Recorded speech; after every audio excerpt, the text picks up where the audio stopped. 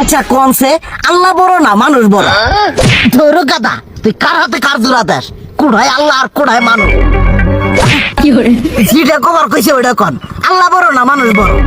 আল্লাহই তো বড়।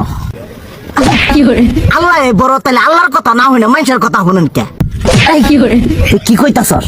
কি আর আল্লাহর কথা মানে না মানুষের কথা মানে? হ্যাঁ, কি আর মানুষের কথা শুনেন তাই না? আমনে যে ওই দিনকে ডায়াবেটিসের রোগ নিয়ে যে হাসপাতালে গেলেন, ডাক্তার আপনার কত কিছু খাবার না করলো, সব কিছু না খাই এখন চলতেছেন।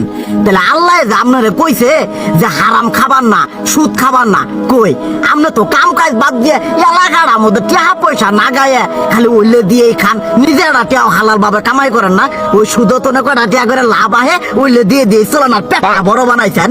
শুনেন একটা কথা কই, হারামের কোনোদিন আরাম নাই। হালাল পথে রুজি রোজগার করেন, প্রয়োজনে এড়া বেলা কম খায়েন, তাও শরীর পিণ্ডও ভালো থাকবো, কোনো রোগ বেদও হবো না, আরামও পাবেন, আল্লাহও খুশি থাকবো। তুই আমার এইভাবে বুঝাবি আগে কইলি না কে?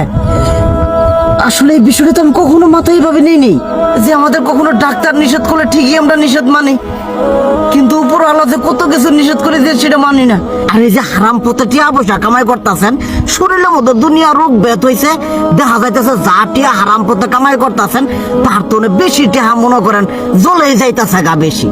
আজকের পর থেকে আমি আর এই হারাম সুদ খামো না, আমি হালাল পথে চলবো, হালাল টাকা পয়সা ইনকাম করবো। এতে করে যদি একবেলা কমও খাইতে হয় তবুও খামো, তবু আমি আর এই হারাম পথে চলবো না। আচ্ছা ঠিক আছে।